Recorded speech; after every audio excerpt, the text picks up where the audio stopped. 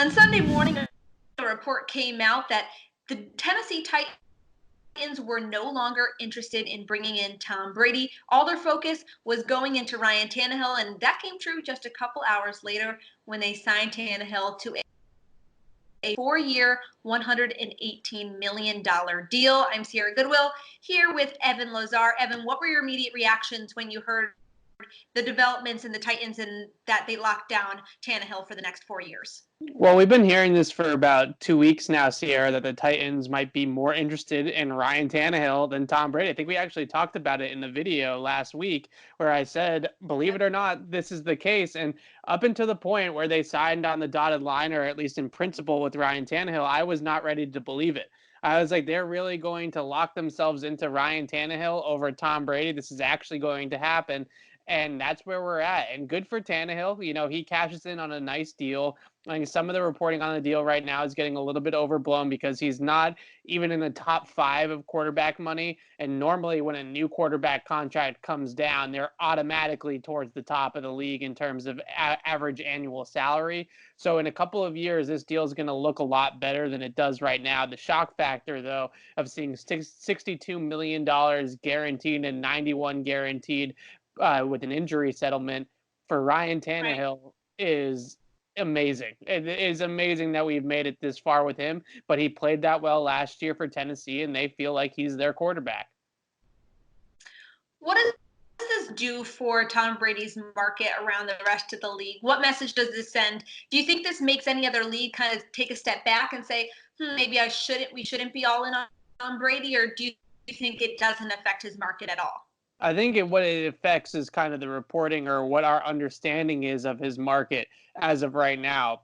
It seems to me like teams are just flying off the board or flying away from Tom Brady off the board. And he might be in a situation where I would say that there's only a very small pocket of teams that are actually interested in him. And this has been trending in this direction for a while now. But at this point in time, it's the Patriots, it's the Tampa Bay Buccaneers. And other than that, we really don't have anything concrete that any other team is going to offer Tom Brady an actual contract. That doesn't mean that teams haven't spoken about Tom Brady in the building.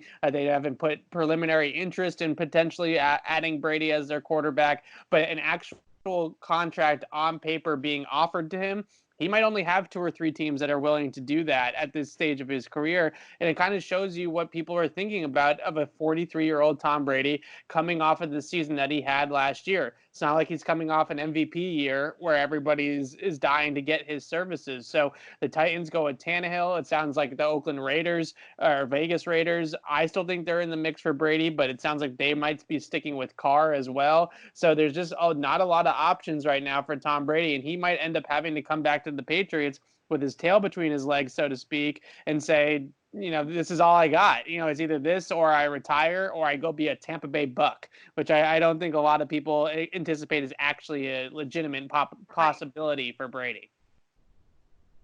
Obviously, we don't know the behind-the-scenes conversations that Brady has been having. We know he has a relationship with Vrabel. Do you think there's any hard feelings on Brady's side of things? Do you think he's feeling like, oh gosh, they're going with Tannehill over me. What is this going to mean? Am I going to have to settle for less than what I think I deserve?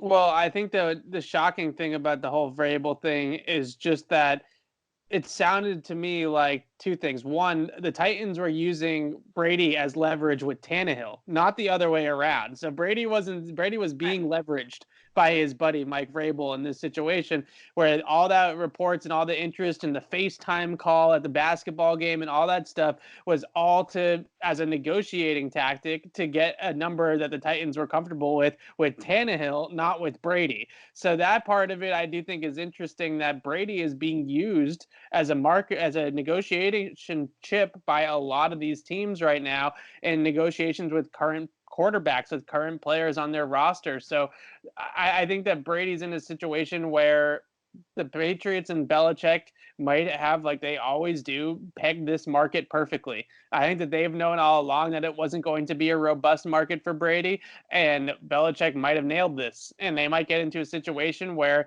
they can say to him, all right, Tom, like it's us or Tampa. Are you really going to go be a Buck? If you're going to go be a Buck, then, see you later. Good luck to Yeah. you. And I think that Brady's going to get Well, into a our Patriots situation. coverage. No, go ahead. Go ahead. I'm done. I said enough. Sorry, that was me cutting you off, Yeah. Evan. Sorry, without knowing it. But what I was going to say is our Patriots coverage is not stopping because NFL free agency is just around the corner, and there's bound to be some craziness that's going to go down. So stay up to date with all of our content on our website at clnsmedia.com and on our YouTube channel at CLNS Media.